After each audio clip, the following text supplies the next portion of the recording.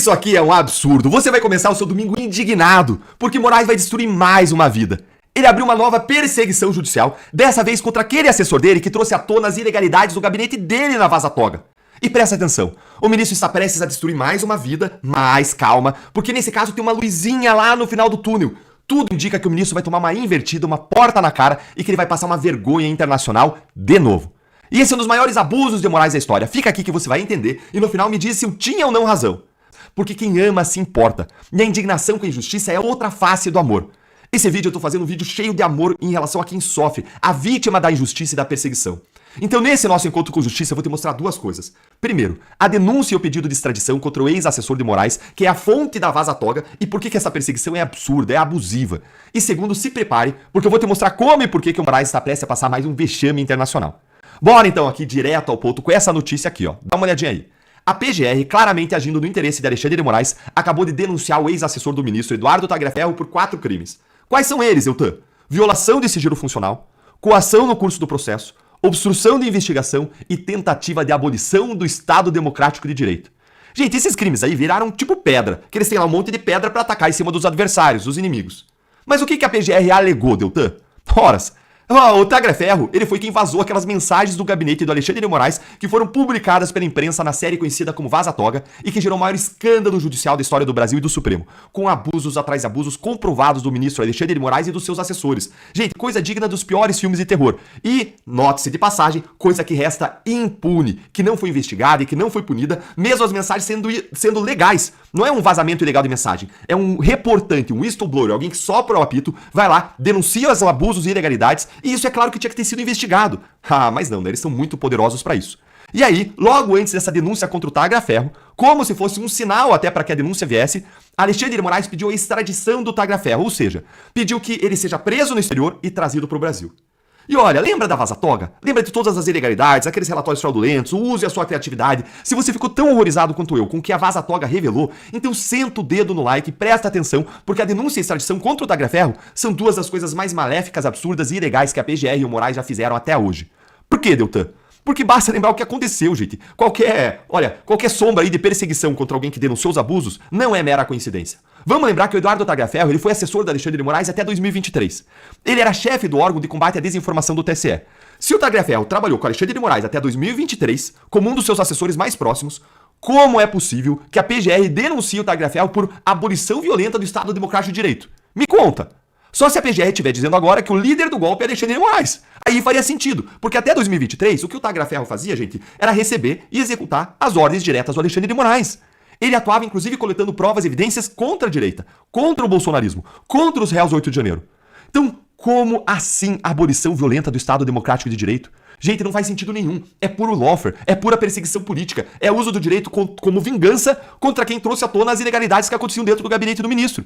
Mas ele não tem prerrogativa de foro. Mas, se Alexandre de Moraes está processando isso, é porque Alexandre de Moraes seria vítima dos vazamentos. E ele jamais poderia atuar nessa investigação nesse caso. Mas ele não pode ser punido, o Tagliaferro, por crime de violação de sigilo funcional, porque o que ele fez é denunciar ilegalidades. Ele é um autêntico whistleblower, um soprador de apitos, um reportante de crimes. E você não pode punir quem denuncia ilegalidades cometidas pelo Estado. Olha o que a lei diz. A lei é clara, mas claro que você tem que também fingir que a lei ainda importa no Brasil. Olha aí, artigo 4º C dessa lei que é a 13.608. Além das medidas de proteção previstas na Lei 9.807, que é a Lei de Proteção a Testemunhas, será assegurada ao informante proteção contra ações e omissões praticadas em retaliação ao exercício do direito de relatar. Ou seja, existe um direito de relatar os crimes com que você toma contato dentro da administração pública. Se Tagliaferro entrou em contato com crimes e ilegalidades, como entrou, e ele trouxe isso à tona, ele tem direito de relatar isso. E aí, esse artigo da lei proíbe, ou seja, protege o informante de ações ou omissões praticadas em retaliação, protege ele contra a vingança. Tais como demissão arbitrária, alteração injustificada de funções ou atribuições, imposição de sanções, ou seja, ele não pode ser punido, o Tagliaferro, agora por crimes, porque ele relatou fatos que são em tese ilícitos, são em tese criminosos, são ilegalidades dentro do gabinete do Moraes. Ele não pode estar sujeito a sanções, a lei é clara. Ele ainda é protegido, inclusive, de prejuízos remuneratórios ou materiais de qualquer espécie. Ele é protegido ainda, então, desses prejuízos, da retirada de benefícios diretos ou indiretos, da negativa de fornecimento de referências profissionais positivas. E presta atenção agora, gente. A prática de vingança, de ações ou omissões de retaliação ao informante, presta atenção, vai configurar falta disciplinar grave e vai sujeitar o agente à demissão a bem do serviço público. Ou seja, A perseguição contra o Tagliaferro deveria sujeitar Moraes e o PGR à demissão se eles não fossem aí juiz e promotor. Claro que juiz e promotor têm proteções especiais, mas olha o grau de gravidade do que estão fazendo. Se é um servidor público que pratica perseguição contra outro porque o outro reportou crimes, esse servidor que persegue está sujeito à demissão. Moraes e PGR mereciam, pela letra da lei, ser demitidos. Mas você acha que isso vai acontecer? Conta aí pra mim nos comentários. O que a gente tá vendo, gente, é a subversão total da Constituição, da lei, da moralidade. O que a gente tá vendo aqui, nesse caso agora, é uma nova perseguição como aquela que aconteceu contra os réus 8 de janeiro. Como a que aconteceu contra os Mantovanes, a família Mantovani. Como aquela que acontece contra quem ousa se erguer, contra o regime censor em que a gente vive. Aliás, é a mesma perseguição que acontece contra quem combate a corrupção no Brasil. E agora vão destruir mais uma vida, de mais uma família. Mas eu quero te trazer agora um alento, um pouco de esperança em relação a isso, que não vem do Brasil, uma esperança que vem do exterior. E eu quero te dizer que o ministro Alexandre de Moraes ele está prestes a adicionar uma nova vergonha internacional para sua coleção. Bota pra torar! Você lembra quais são todas elas? Vamos contar? O Moraes ele teve o seu pedido de extradição do Alan dos Santos negado pelos Estados Unidos. 1.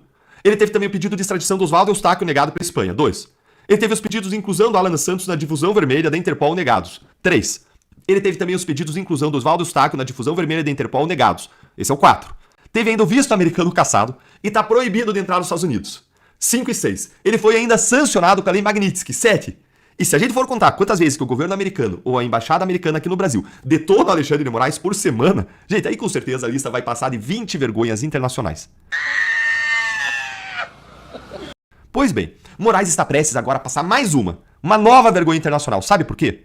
Dá uma olhadinha aqui nessa análise do procurador da República, Vladimir Aras, procurador regional da República. Ele é especialista em direito internacional, é um dos maiores conhecedores dessa área do país e inclusive já trabalhou na Comissão Interamericana de Direitos Humanos. Olha só o que ele disse lá no X sobre o pedido de extradição do Tagliaferro que o Moraes mandou para a Itália. Olha aqui, ó. Antes de pedir a extradição de pessoas acusadas de vazamentos de dados sigilosos, as autoridades do Estado requerente devem averiguar se tal conduta pode ser considerada como sendo a de um whistleblower, ou seja, de um reportante ou denunciante ou informante ou alertador. Segue aqui.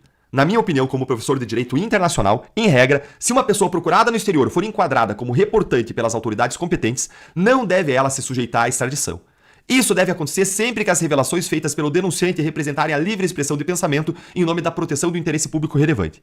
Esses elementos identificam um whistleblower, conforme a jurisprudência dos tribunais de direitos humanos. E ele cita uma série de casos internacionais aqui que se reconheceu a defesa e a importância de se defender a figura do reportante do bem aí, do whistleblower. Essa é a realidade. Então, gente, isso é exatamente o que está acontecendo aqui no Brasil. Esse aqui que a gente está vendo, esse pedido de extradição, essa denúncia, é mais um abuso gigantesco do Alexandre de Moraes, que está perseguindo um whistleblower que é protegido contra a extradição por normas e convenções internacionais. E mais, está fazendo isso, essa perseguição, no foro que não é o competente, porque ele não tem foro privilegiado, estão fazendo no Supremo Tribunal Federal, e quando o próprio Alexandre de Moraes é impedido de julgar esse caso, porque é ele que teve suas ilegalidades acusadas, denunciadas pelo reportante.